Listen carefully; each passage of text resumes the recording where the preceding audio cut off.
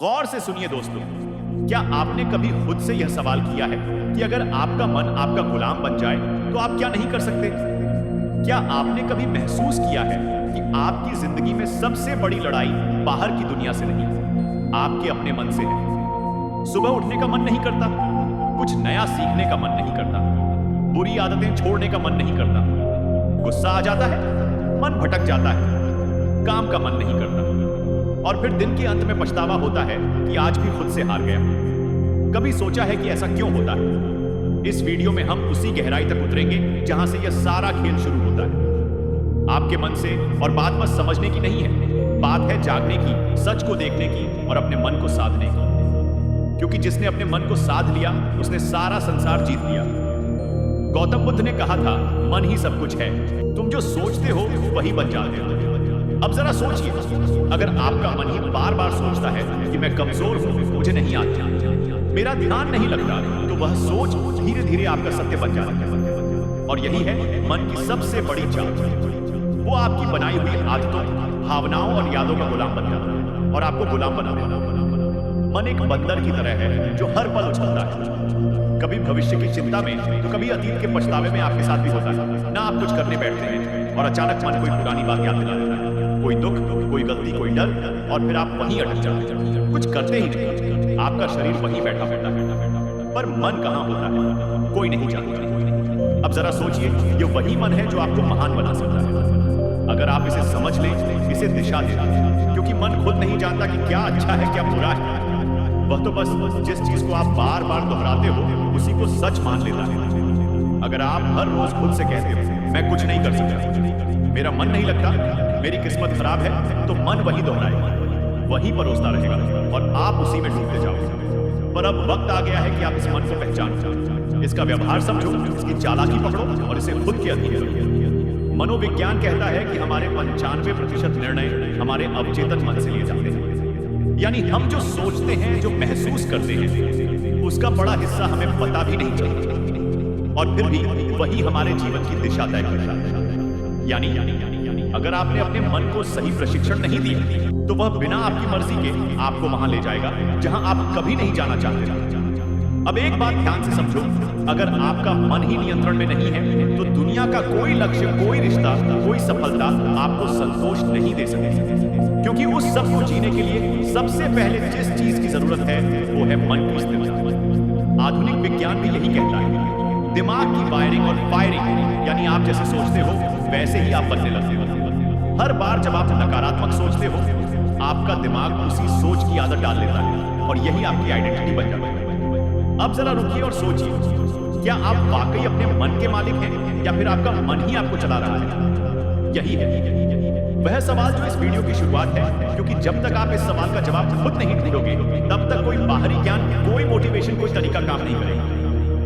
इस वीडियो में हम आपके सामने वो रहस्य खोलने वाले हैं जिसके बाद आप जानोगे कि मन को जीतना क्या होता है और कैसे हर आम इंसान अपने मन की शक्ति को जागृत कर सकता है। और याद रखिए, मन को जीतना कोई एक दिन का काम नहीं है, ये एक अभ्यास है, एक यात्रा है, एक युद्ध है जो हर दिन लड़ा जाता है। लेकिन अगर आप इस युद्ध को समझ लें तो जीत पक्की है। अब हम उस बिंदु पर पहुंच चुके हैं जहां से असली सफर शुरू होगा। इस सफर में हम जानेंगे मन को कंट्रोल करने की 5 सबसे शक्तिशाली विधियां, जो न केवल आपके विचारों को बदलेंगी बल्कि आपके जीवन की दिशा ही मोड़ सकती है। तो बने रहिए इस वीडियो के साथ, क्योंकि अब जो आएगा वो सिर्फ जानकारी नहीं, जागृति है। पहली विधि, सकारात्मक आत्मवार्ता, पॉजिटिव सेल्फ टॉक। क्या आपने कभी अपने आप से कहा है मुझसे नहीं होगा? स्विंगल, मैं हमेशा गलती करता हूं। जेरेनियम, मेरे बस की बात नहीं है। अगर हाँ, तो आज इस वीडियो को पूरा देखना आपके जीवन की दिशा को बदल सकता है, क्योंकि जिस व्यक्ति से आप सबसे ज्यादा बातें करते हैं वह कोई और नहीं, आप खुद हैं। और यही बातचीत आपके भविष्य की दिशा तय करती है। हमारा मन जो सोचता है वही हम बनते हैं। ये बात सिर्फ कोई मोटिवेशनल डायलॉग नहीं है, यह विज्ञान भी कहता है और ब्रह्म ज्ञान। मन को कंट्रोल करने की पहली शक्तिशाली विधि है सकारात्मक आत्मवार्ता, यानी अपने आप से सकारात्मक बातें करना। यह कोई मामूली आदत नहीं, ये आपकी आत्मा से सीधा संवाद है। जब हम रोज खुद को नकारात्मक बातें कहते हैं, जैसे मैं कमजोर हूं, मेरे साथ ही ऐसा क्यों होता है, मुझे कुछ नहीं आता, तो हमारा अवचेतन मन, सबकॉन्शियस माइंड उन बातों को सच मानने लगता है। फिर वही बातें हमारी आदत बन जाती है, हमारी सोच बन जाती है और धीरे धीरे हमारा भविष्य भी वैसा ही बनने लगता है। मनोविज्ञान कहता है कि हमारा अवचेतन मन हर उस बात को रिकॉर्ड करता है जो हम खुद से बार बार कहते हैं। इसीलिए अगर आप खुद से बार बार बोलते हैं मैं हार जाऊंगा, तो आपकी सोच हारने वाली बन जाएगी। और अगर आप खुद से रोज बोले मैं कर सकता हूं, मैं सीख सकता हूं, मुझे खुद पर विश्वास है, तो आपका दिमाग उसी दिशा में काम करने लगेगा, सफलता की दिशा में। इस आत्मवार्ता का असर केवल आपके आत्मविश्वास पर ही नहीं पड़ता, बल्कि यह आपके शरीर की ऊर्जा, आपके फैसले और आपकी दृष्टि तक को प्रभावित करता है। गौतम बुद्ध ने कहा था, मन ही सब कुछ है, जैसा तुम सोचते हो वैसे ही बन जाते हो। उनकी यह बात आज के विज्ञान से भी मेल खाती है। पॉजिटिव सेल्फ टॉक हमारे न्यूरॉन्स को नए रास्ते बनाने पर मजबूर करती है। यानी जब आप बार बार खुद से अच्छा बोलते हैं तो आपका दिमाग नई संभावनाओं के लिए खुलने लगता है। अब सवाल उठता है, यह सकारात्मक आत्मवार्ता करनी कैसे है? सबसे पहले हर सुबह उठते ही अपने आप से एक बात जरूर कहिए, मैं आज पहले से बेहतर हूं और हर दिन आगे बढ़ते रहूंगा। ये छोटे छोटे वाक्य आपके दिन की दिशा तय करते हैं। दूसरा, जब भी कोई काम मुश्किल लगे तो खुद से यह मत कहो कि मुझसे नहीं होगा, बल्कि कहो यह चुनौती है और मैं इसे सीखने का मौका मान रहा हूं। इस सोच से आपका डर छंटने लगता है। तीसरा, अगर आप किसी गलती को लेकर खुद को कोसते हो तो उसी समय खुद से कहो मैं सीखने वाला हूं। गलती मेरी पहचान नहीं है। यह आत्मस्वीकृति आपके मन को बोझ से मुक्त करती है। दुनिया में कोई भी सफलता तब तक नहीं आती जब तक आप खुद पर विश्वास करना नहीं सीखते। और यह विश्वास तब पैदा होता है जब आप खुद से बात करना शुरू करते हैं सकारात्मक ढंग से। अब यहाँ एक बात और समझना बेहद जरूरी है। सकारात्मक आत्मवार्ता का मतलब यह नहीं कि आप हर हाल में खुद से झूठ बोलें, बल्कि इसका अर्थ है अपने अंदर की सच्चाई को देखना, समझना और उसे उन्नत दिशा में मोड़ना। अगर आप किसी कमजोरी को पहचानते हैं तो खुद से कहिए, हाँ यह मेरी कमी है, लेकिन मैं इसे सुधार सकता हूं। बस यही सोच आपको हर दिन एक नए स्तर पर ले जाएगी। इस आदत को अपनाने के लिए आप एक छोटा सा अभ्यास कर सकते हैं। रोज रात को सोने से पहले अपने आप से 3 सकारात्मक बातें बोलें। जैसे आज मैंने खुद पर काम किया, मैं आगे बढ़ रहा हूं, मुझे खुद से प्यार है। यह बातें छोटी लगती हैं, लेकिन यही छोटी बातें आपके अंदर की जंग को जीतने में मदद करती हैं। बुद्ध कहते हैं, खुशी हमारे अपने विचारों पर निर्भर करती है। तो अगर आपके विचार आपके खुद के बारे में नकारात्मक होंगे तो आपके जीवन का हर तरह दुखी लगेगा। लेकिन अगर आप अपने अंदर सकारात्मक ऊर्जा भरते हो तो मुश्किलें भी साधारण लगने लगती हैं। अब ध्यान दीजिए, यह तो सिर्फ पहली विधि थी। मन को नियंत्रित करने की शुरुआत इस यात्रा में आगे और भी गहराई में, और अब हम प्रवेश करेंगे दूसरी विधि में, जो आपके मन को स्थिरता और गहराई प्रदान करेगी, ताकि आप न केवल सोएं सकारात्मक, बल्कि महसूस करें आत्मिक शक्ति। दूसरी विधि, लक्ष्य निर्धारण, गोल सेटिंग। क्या आपने कभी सोचा है कि मन भटकता क्यों है? क्यों हम अक्सर एक काम शुरू तो करते हैं लेकिन बीच में ही छोड़ देते हैं? क्यों हमारा मन कभी अतीत की यादों में उलझा रहता है, कभी भविष्य की चिंता में खोया रहता है? इसके पीछे एक गहरी वजह है, अस्पष्ट। मन को दिशा तब मिलती है जब उसे पता हो कि उसे जाना कहां है, और जब यह दिशा नहीं होती तो मन बिल्कुल उस घोड़े की तरह होता है जो खुली जमीन में बेतहाशा दौड़ रहा बिना किसी मंजिल के। इसलिए मन को नियंत्रित करने की दूसरी शक्तिशाली विधि है लक्ष्य निर्धारण। जी हाँ, स्पष्ट, यथार्थवादी और प्रेरणादायक लक्ष्य। जिस इंसान ने अपने जीवन का उद्देश्य तय कर लिया, उसका मन खुद ब खुद अनुशासित हो जाता है। गौतम बुद्ध ने एक बार कहा था, यदि कोई व्यक्ति एक बाण को निशाने पर चलाता है तो पहले वह जानता है कि निशाना कहां है। उसी प्रकार जीवन को सही दिशा में ले जाने के लिए मनुष्य को पहले अपने लक्ष्य को जानना चाहिए। ये बात सिर्फ बौद्ध दर्शन में नहीं, बल्कि आधुनिक मनोविज्ञान में भी साफ साफ कही जाती है। मनोवैज्ञानिक कहते हैं कि जब आप स्पष्ट लक्ष्य बनाते हैं तो आपका मस्तिष्क एक केंद्र बिंदु ढूंढ लेता है। यह केंद्र बिंदु दिमाग को एक ही दिशा में सोचने, योजना बनाने और मेहनत करने के लिए प्रेरित करता है। जिस तरह से जीपीएस लोकेशन डाले बिना रास्ता नहीं दिखाता, उसी तरह लक्ष्य के बिना आपका मन आपको कहीं नहीं ले जाएगा, या फिर किसी ऐसी जगह पहुंचा देगा जहां आप कभी जाना ही नहीं चाहते। यहां पर एक महत्वपूर्ण तथ्य आता है, रेटिकुलर एक्टिवेटिंग सिस्टम, आरएस। यह हमारे मस्तिष्क का एक खास सिस्टम होता है जो हमें सिर्फ उन्हीं चीजों पर ध्यान देने देता है जो हमारे लक्ष्य से जुड़ी होती हैं। उदाहरण के लिए, अगर आप सोचते हैं कि मुझे एक लेखक बनना है, तो अचानक आपको किताबें, लेखन से जुड़ी जानकारी और अवसर खुद ही दिखने लगते हैं। यह कोई जादू नहीं है, ये आपका लक्ष्य और दिमाग का आपसी तालमेल। अब सवाल यह है, लक्ष्य कैसा होना चाहिए? कई बार लोग बहुत बड़े-बड़े लक्ष्य बना लेते हैं, लेकिन वह इतने धुंधले और अनियोजित होते हैं कि दिमाग उन्हें समझ ही नहीं पाता। इसलिए पहला कदम है अपने लक्ष्य को स्पष्ट और यथार्थवादी बनाना। उदाहरण के लिए अगर आप कहते हैं मुझे सफल बनना है, तो यह बहुत ही धुंधला लक्ष्य है। लेकिन अगर आप कहते हैं मुझे अगले 6 महीनों में एक किताब लिखनी है या मुझे 1 साल में एक छोटा बिजनेस शुरू करना है, तो आपका दिमाग उस लक्ष्य को पकड़ पाता है। यहां एक और बात समझना जरूरी है, लक्ष्य केवल मस्तिष्क को दिशा ही नहीं देता, बल्कि भावनात्मक ऊर्जा भी प्रदान करता है। जब हम एक लक्ष्य बनाते हैं और उसे पाने की कल्पना करते हैं, तो हमारे दिमाग में डोपामिन नामक रसायन रिलीज होता है। यह रसायन हमें खुशी, प्रेरणा और एक सकारात्मक ऊर्जा देता है। यानी लक्ष्य केवल मन को रोकता नहीं, बल्कि उसे चलने की सही प्रेरणा भी देता है। अब एक और सवाल उठता है, क्या एक लक्ष्य ही काफी है? तो इसका उत्तर है नहीं, लक्ष्य का विभाजन होना चाहिए। दीर्घकालिक लॉन्ग टर्म, मध्यकालिक मिड टर्म और लघुकालिक शॉर्ट टर्म। क्योंकि जब हम एक बहुत दूर का लक्ष्य बनाते हैं और उसके बीच कोई पड़ाव नहीं रखते, तो हमारा मन थक जाता है और कहता है अभी तो बहुत दूर है, फिर कभी शुरू करेंगे। इसलिए छोटे छोटे पड़ाव होना जरूरी है, ताकि मन को हर पड़ाव पर एक संतुष्टि और प्रगति की भावना मिलती रहे। आप जब एक लक्ष्य तय करते हैं और उस पर काम करना शुरू करते हैं, तो आपका मन विकर्षणों को खुद ही ठुकराने लगता है। जैसे ही आपका ध्यान भटकता है, दिमाग आपको याद दिलाता है हमारा लक्ष्य अभी अधूरा है, और यहीं से शुरू होता है मन पर नियंत्रण। अब सोचिए, एक मन जिसने खुद को एक दिशा में बांध लिया, वह कितनी शक्ति उत्पन्न कर सकता है। आपने देखा होगा, जब आप किसी जरूरी काम में पूरे मन से लगे होते हैं, तो आपको भूख, प्यास, थकावट कुछ भी महसूस नहीं होता। क्यों? क्योंकि लक्ष्य ने आपके मन को पूर्ण रूप से फोकस्ड कर दिया। यही शक्ति अगर हर दिन की आदत बन जाए, तो आपका जीवन वह रूप ले सकता है जिसकी कल्पना आपने कभी सिर्फ सपनों में की थी। आज के समय में सबसे बड़ी बीमारी क्या है? Over thinking, anxiety, distraction. और इन सब का इलाज है लक्ष्य। लक्ष्य तय कर लीजिए और फिर देखिए आपका मन कैसे स्वतः अनुशासित होने लगता है। वो हर चीज जो आपका समय बर्बाद कर रही है, वह बेकार लगने लगती है। मन बार बार आपको खींचकर आपके लक्ष्य की तरफ ले जाएगा। यह कोई चमत्कार नहीं, यह मन की दिशा बदलने की तकनीक है। अब जरा यह विचार कीजिए, अगर एक छोटा सा चुंबक लोहे की सुई को खींच सकता है, तो एक स्पष्ट और सशक्त लक्ष्य आपके मन को कितना खींच सकता है। मन जो अभी तक इधर उधर भागता फिर रहा था, वह धीरे धीरे उस चुंबक यानी लक्ष्य की ओर आकर्षित होने लगा।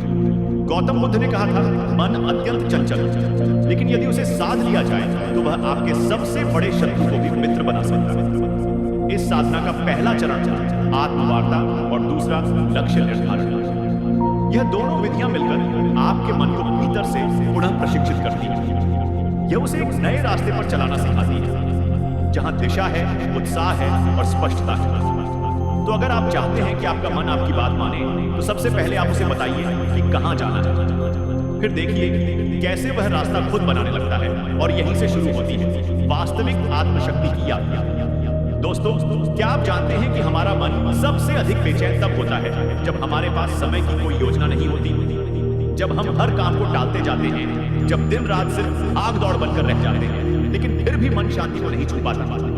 तब असल में दिक्कत समय की नहीं होती, बल्कि उस समय के प्रबंधन की होती है, और यहीं से शुरू होती है मन को काबू में रखने की। तीसरी शक्तिशाली विधि समय प्रबंधन। आज हम जिस दुनिया में जी रहे हैं, वहां व्यस्त रहना एक ट्रेंड बन गया है, लेकिन व्यस्त होना और व्यस्तता का प्रबंधन कर पाना, ये दोनों एक जैसी चीजें नहीं हैं। अगर आप दिन भर बहुत कुछ करते रहते हैं, लेकिन अंत में थक कर गिर पड़ते हैं और खुद से ही नाराज रहते हैं, तो यकीन मानिए आप समय को नहीं चला रहे हैं, समय आपको चला रहा है। और जब समय हमें चलाने लगे, तो मन खुद ब खुद बेचैन, चिंतित और थका हुआ महसूस करता है। हमारा मस्तिष्क तब सबसे अच्छा काम करता है जब वह जानता है कि अगला कदम क्या है।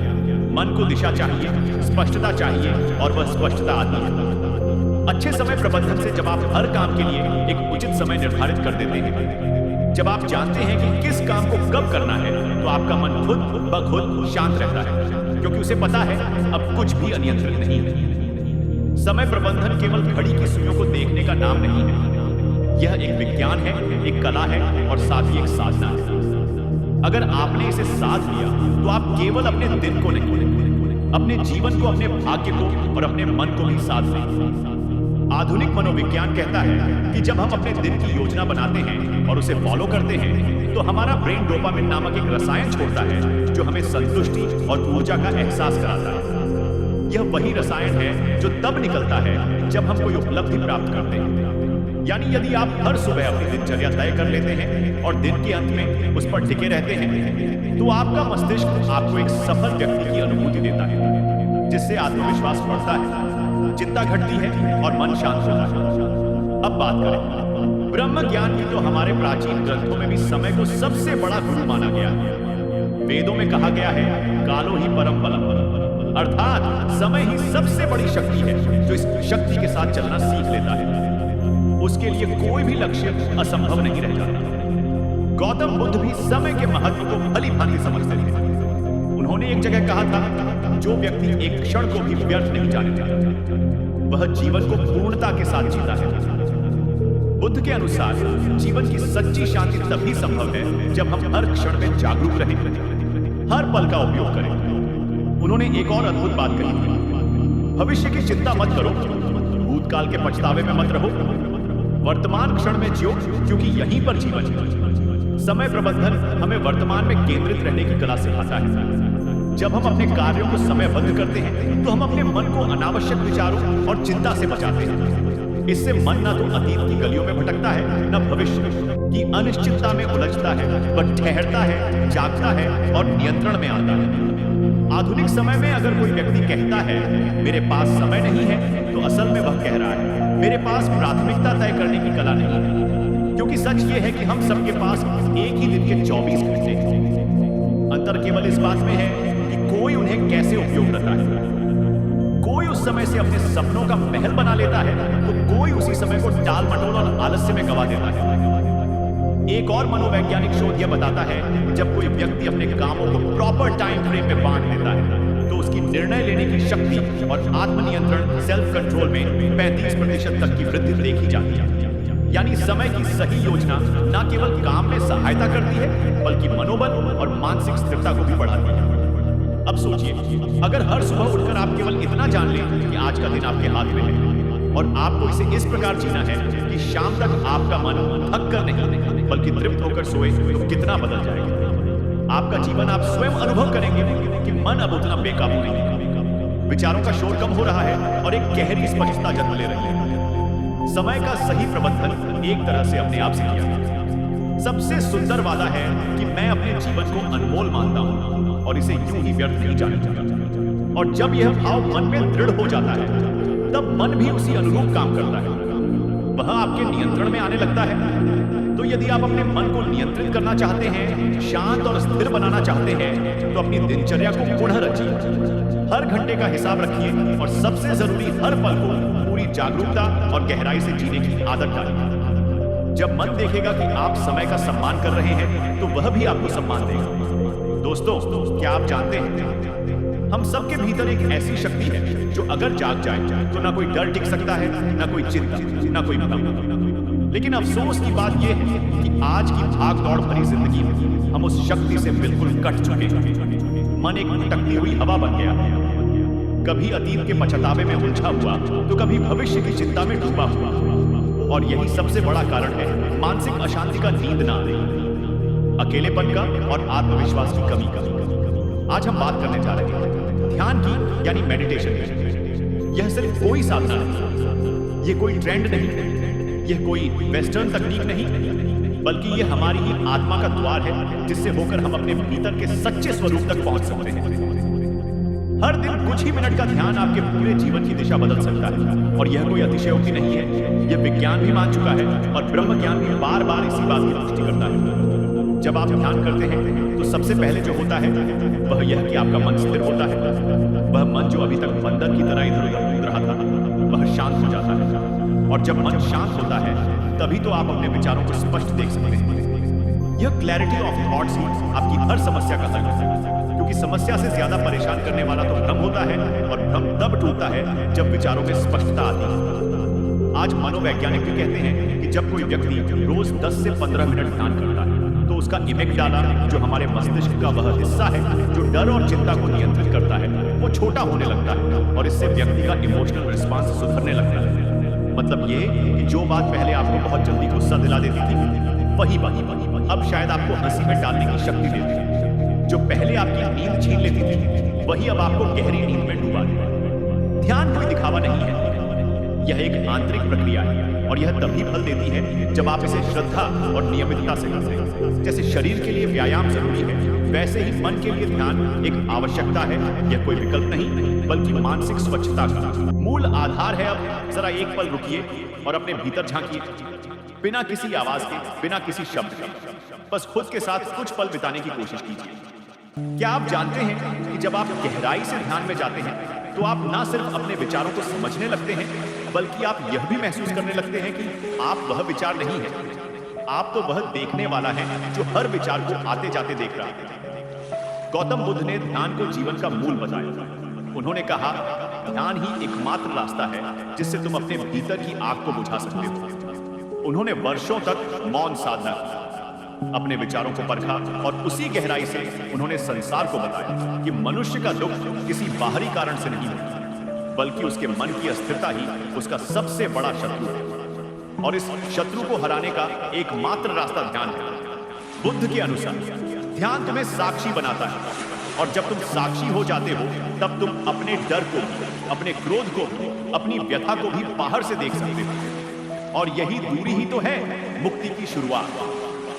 आज जितना समय हम बाहरी चीजों पर खर्च कर देते हैं, मोबाइल स्क्रॉलिंग, टीवी देखना या बेवजह की बातचीत, अगर उसी में से हम सिर्फ 15 मिनट अपने लिए, अपने मन के लिए दे दें, तो सोचिए हमारा जीवन कितना बदल सकता है। ध्यान करने के लिए किसी विशेष स्थान या किसी विशेष पद्धति की आवश्यकता नहीं है। बस शांति हो, एक कोना हो और हो थोड़ी सी इच्छा खुद को समझने की, खुद से मिलने की। आप चाहे तो आंखें बंद करें, अपनी सांसों पर ध्यान दें, चाहे तो ओम का उच्चारण करें, चाहे तो सिर्फ मौन रहें। तरीका कोई भी हो सकता है, लेकिन परिणाम हमेशा एक ही मिलेगा। शांति, गहराई और भीतर की शक्ति। ध्यान हमें सिखाता है कि शांति बाहर नहीं, भीतर है। ध्यान हमें सिखाता है कि समाधान कोई और नहीं देगा, हमें खुद ही खोजना होगा। ध्यान हमें सिखाता है कि जब तक तुम अपने मन पर नियंत्रण नहीं करते, तब तक कोई भी चीज तुम्हें पूरी तरह संतुष्टि नहीं दे सकेगी, ना दौलत, ना रिश्ते, ना सफलता। और अंत में एक बात जो सबसे जरूरी है, ध्यान कोई एक बार का प्रयोग नहीं, यह एक निरंतर यात्रा है। जैसे जैसे आप इस यात्रा में आगे बढ़ेंगे, वैसे वैसे आप खुद को उस रूप में जानने लगेंगे जो आप वास्तव में हैं। आप पाएंगे कि आप सिर्फ एक शरीर नहीं, एक नाम नहीं, एक पहचान नहीं, बल्कि आप शुद्ध चेतना हैं, शुद्ध शक्ति है। और जब यह बोध हो जाता है, तब मन पर नियंत्रण कोई कठिन कार्य नहीं लगता। तब चिंता मिट जाती है, तब डर भाग जाता है, तब भीतर से आवाज आती है, अब तुम मुक्त हो। और ठीक यहीं से हमारी अगली विधि की शुरुआत होती है, जो इस शुद्ध चेतना को और अधिक गहराई से पहचानने की ओर हमें ले जाएगी। जब जीवन की आपाधापी हमें धक्का देता है, जब विचारों का शोर इतना बढ़ जाता है कि अपने ही मन की आवाज सुनना मुश्किल हो जाता है, तब हम अक्सर मानसिक शांति की तलाश में भटकते हैं। हर कोई यही सोचता है, कैसे अपने मन को काबू में लाया जाए, कैसे इस बेचैनी से बाहर निकला जाए, कैसे अपने जीवन को फिर से संतुलित किया जाए। आज हम बात कर रहे हैं उसी खोज के अंतिम पड़ाव की, मन को कंट्रोल करने की 5 शक्तिशाली विधियों में से 5वीं विधि की, जो दिखने में सरल है लेकिन इसके पीछे छुपी है अनंत शक्ति। यह विधि है शारीरिक व्यायाम, यानी रेगुलर फिजिकल एक्सरसाइज। अब